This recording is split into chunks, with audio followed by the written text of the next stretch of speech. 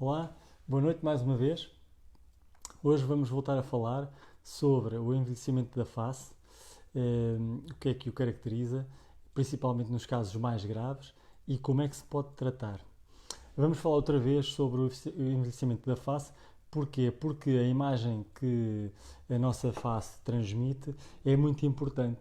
Desde logo porque é o nosso cartão de visita, é o primeiro sítio por onde olhamos quando contactamos e quando conhecemos outra pessoa, porque habitualmente só há uma oportunidade para causar uma primeira boa impressão e também porque há uma série de sinais, nomeadamente linguagem não verbal, que são captados em frações de segundo. E muitos destes sinais não só são a forma como nos vestimos, a forma como falamos, a forma como nos sentamos, mas também há alguns sinais que a nossa face transmite, nomeadamente a simetria, imperfeições da pele, manchas, rugas e flacidez. Portanto, aqui reside a importância, por mais uma vez, termos escolhido este tema. E vamos falar sobre os casos mais graves do envelhecimento. Porquê? Porque o envelhecimento da face é uma preocupação comum a muitas pessoas. Isto tem a ver principalmente com um ideal de beleza que foi criado pela sociedade em que vivemos, muito competitiva, em que as pessoas não podem envelhecer e têm que ter permanentemente um ar saudável, alegre, bem disposto e jovem, principalmente jovem. E, portanto, não favorece de forma alguma aquelas pessoas que têm um ar envelhecido e cansado. E a preocupação não reside apenas aqui, mas reside também numa preocupação que é intrínseca, que tem uma motivação intrínseca, ou seja, da própria pessoa, que muitas vezes não está satisfeita. Olá, boa noite, Luciana, obrigado e bem-vinda. É, portanto, uma preocupação intrínseca que vem da própria, que está dentro da própria pessoa e que tem a ver com o facto dela olhar-se ao espelho e não ver uma correspondência entre a idade que está no bilhete de identidade e a imagem que está à sua frente, ou até não haver uma correspondência entre a idade ou até a imagem que está a ver ao espelho e a forma como essa pessoa se sente. E isto tudo leva, obviamente, a uma diminuição da autoestima e da autoconfiança.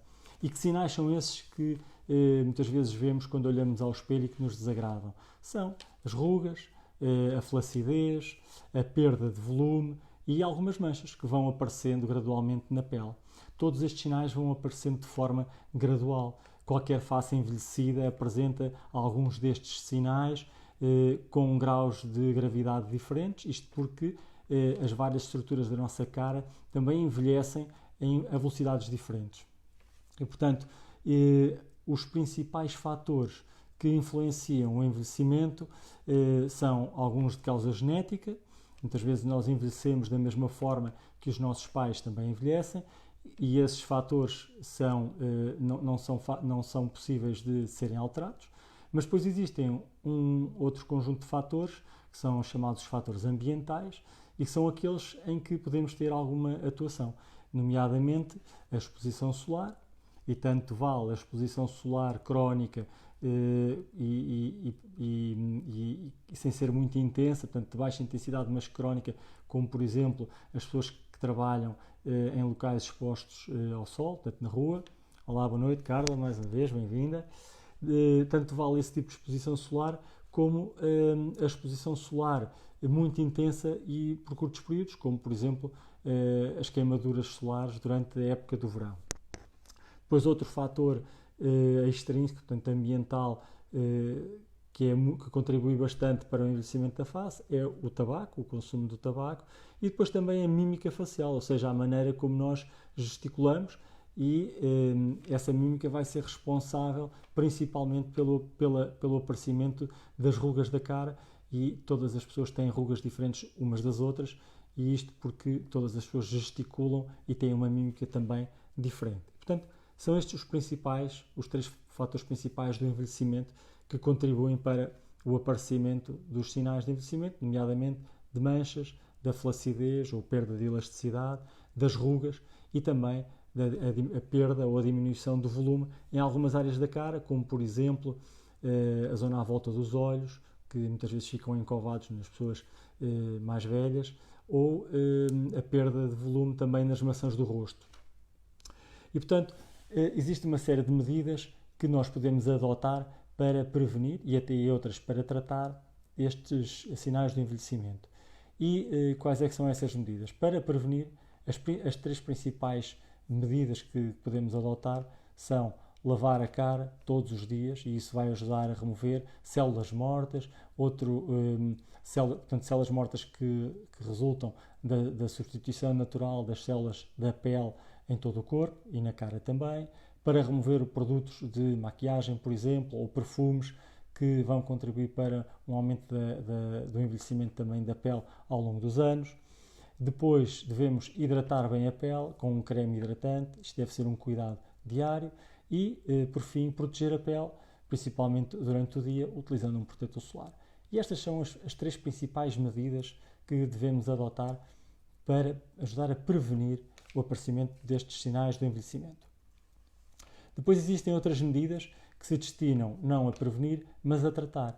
Já falámos de algumas. Estas medidas devem ser implementadas naquelas fases mais iniciais do envelhecimento, em que as rugas ainda são finas, os sulcos ainda são pouco pronunciados, a flacidez ainda não é muito grave, e estamos a falar, por exemplo, de tratamentos com laser ou com peelings, que ajudam a estimular a produção de colagênio, que é extremamente importante para a elasticidade da pele, tratamentos com ácido hialurónico, que servem não só para disfarçar algumas rugas e sulcos, mas também para repor volume em áreas da cara que foram perdendo, como por exemplo as maçãs do rosto ou os lábios, e também os tratamentos com toxina botulínica, que servem para paralisar seletivamente alguns músculos da cara, e dessa forma impedir que haja um agravamento das rugas, chamadas rugas dinâmicas. E portanto estas são as formas mais frequentes de tratar, digamos, os graus mais ligeiros de envelhecimento. Depois, claro que se nada se fizer, vai havendo um agravamento progressivo e há uma altura em que estes tratamentos já não são eficazes. Estamos a falar, obviamente, das formas mais severas do envelhecimento, em que há uma flacidez muito marcada, principalmente do terço inferior da cara, ou seja, na zona das bochechas, na zona do queixo e na zona do rebordo da mandíbula, portanto a parte mais inferior da cara.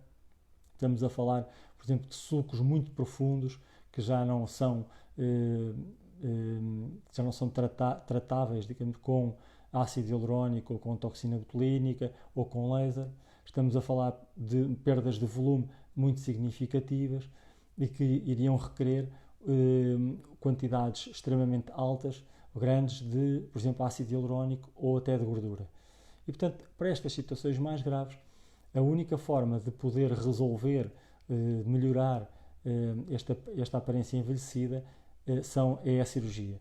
E a cirurgia, para tratar os sinais de envelhecimento da face, designa-se de facelifting. Portanto, o facelifting é uma cirurgia, ou lifting da face, ou retidectomia, é uma cirurgia que tem como objetivo, então, tratar alguns destes sinais, principalmente as rugas, a falta de a flacidez ou a perda de elasticidade, o excesso de pele e também a perda de volume.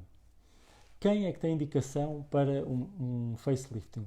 Acabei agora mesmo de dizer, portanto, todas aquelas pessoas que tenham estes três sinais de envelhecimento marcados e de uma forma muito intensa.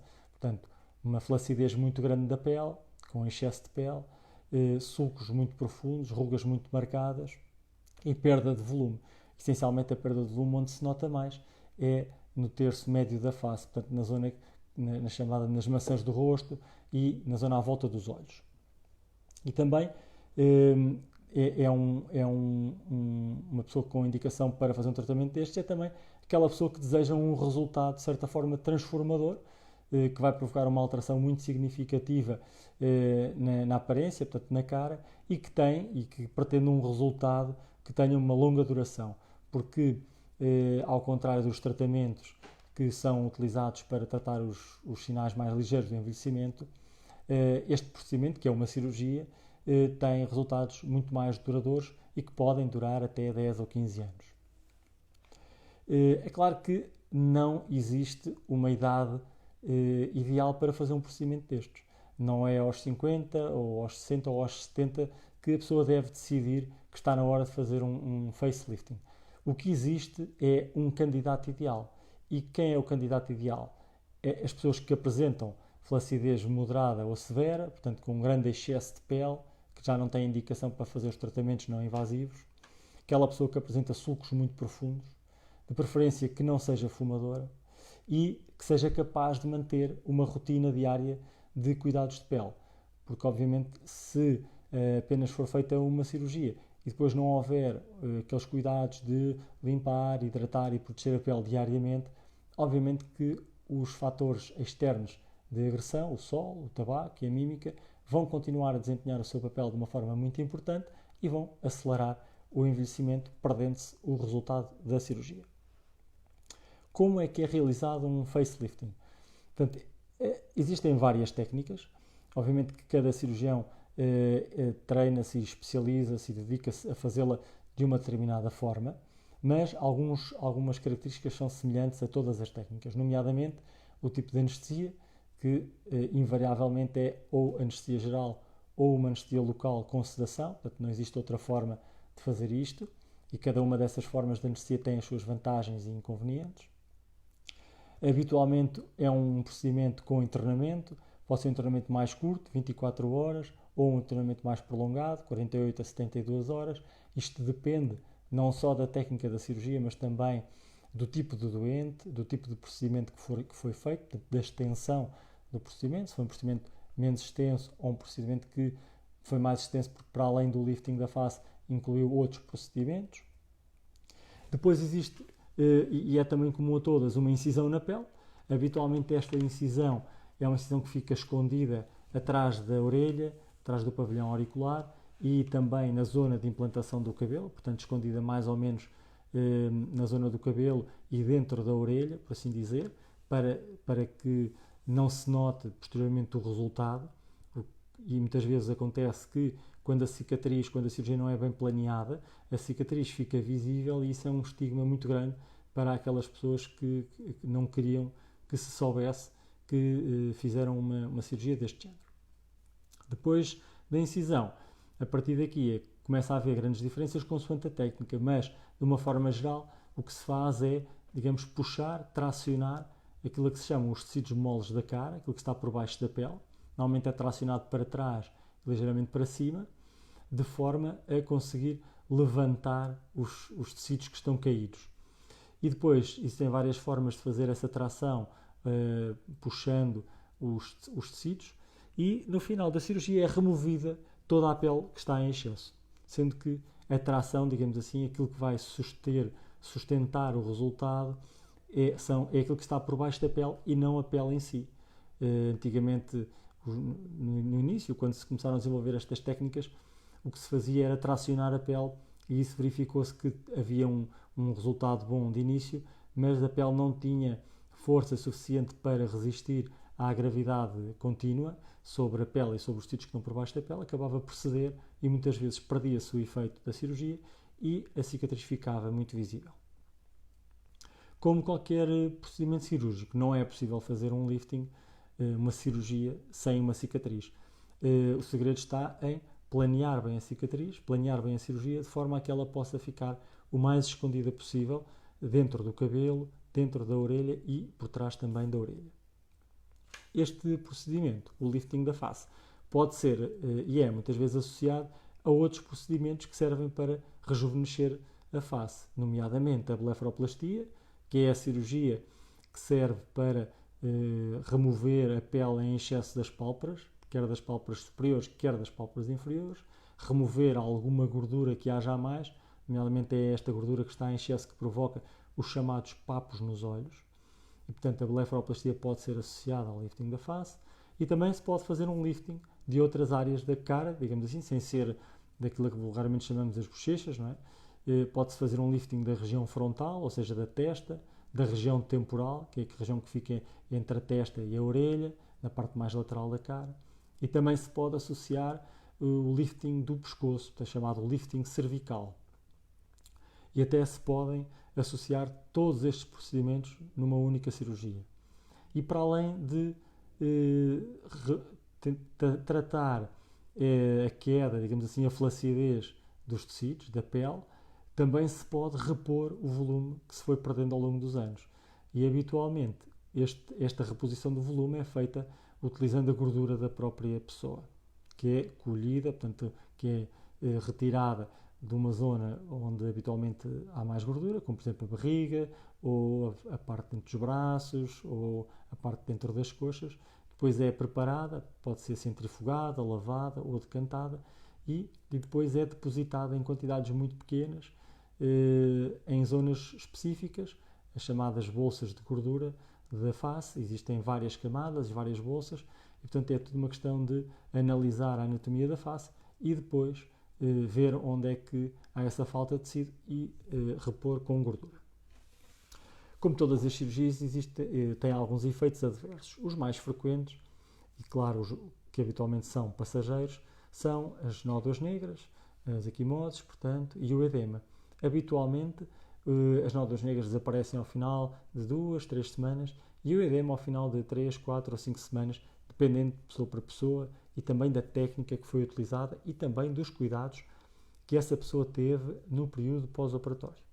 Depois, existe um efeito adverso muito frequente, mas que também é transitório e que tem a ver com a dormência ou a alteração da sensibilidade na cara. E porquê?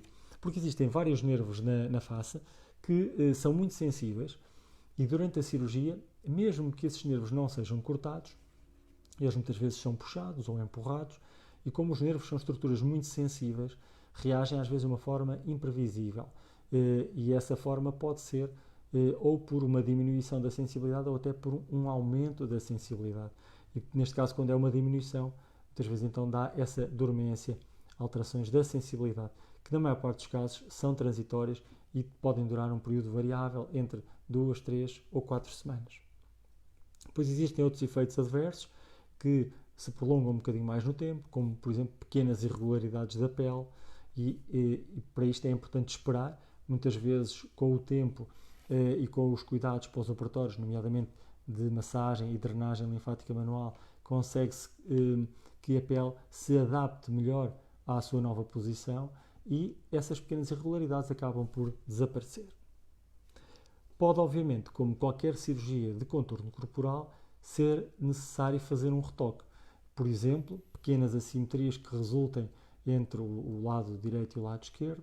Pode ser necessário corrigi-las, por exemplo, injetando um bocadinho mais gordura, ou ácido hialurónico, ou até utilizando toxina botulínica para relaxar mais um dos lados do que outro da cara.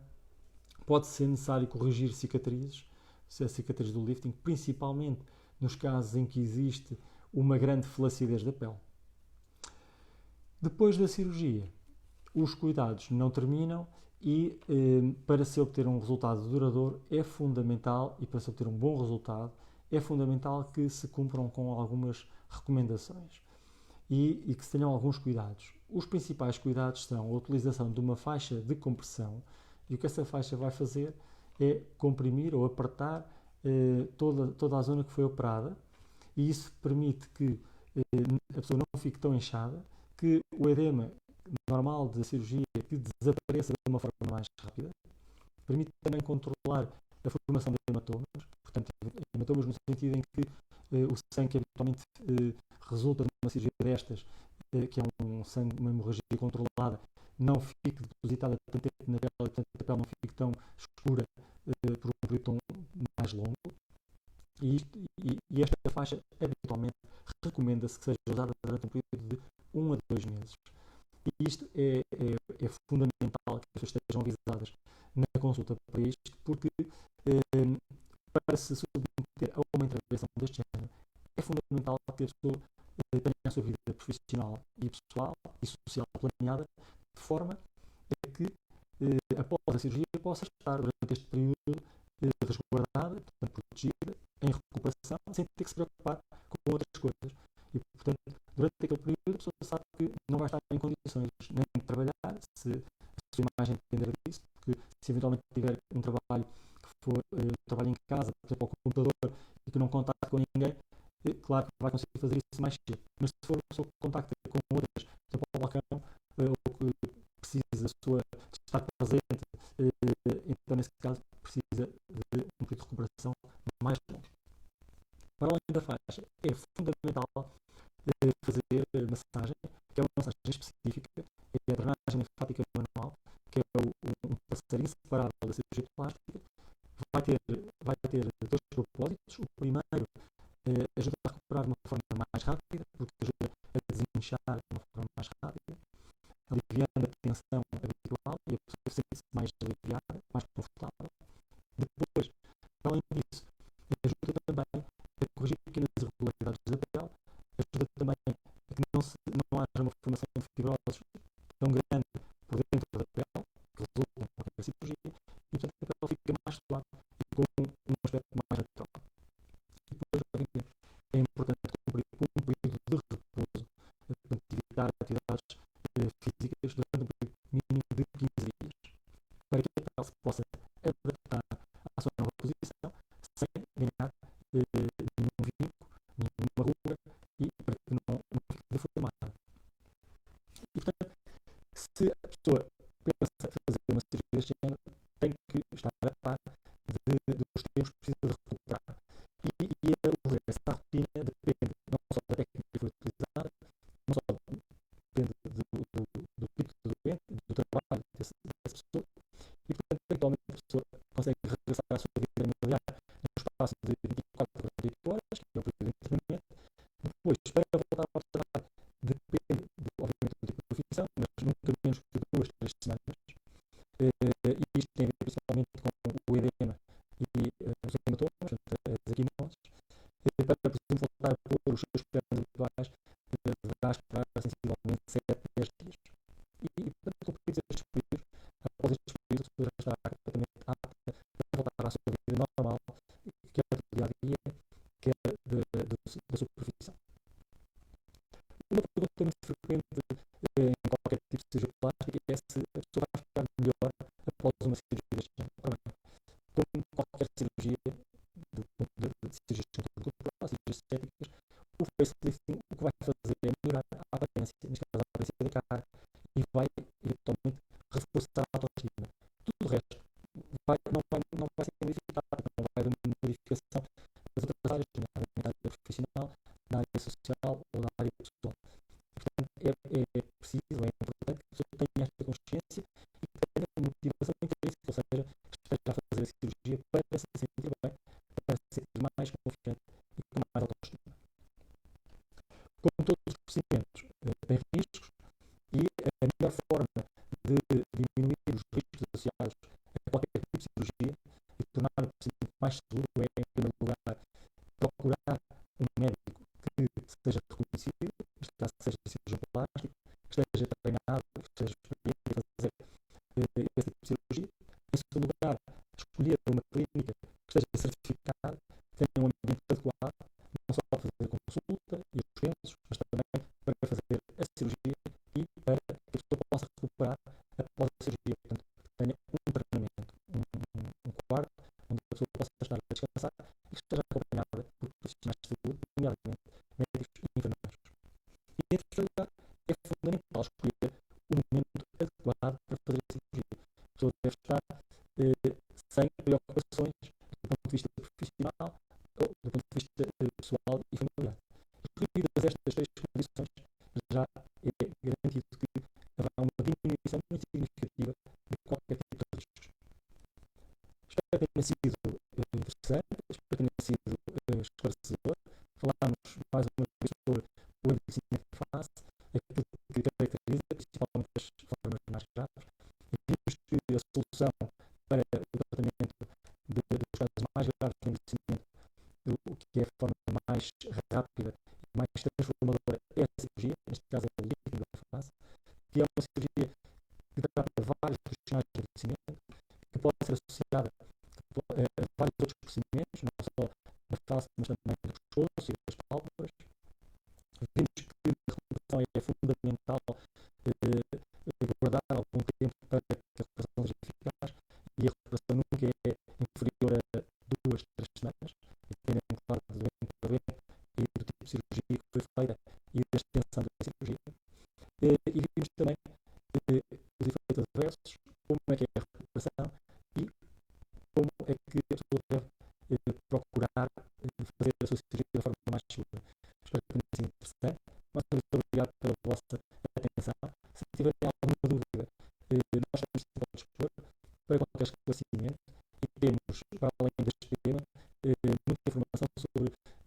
temas da área da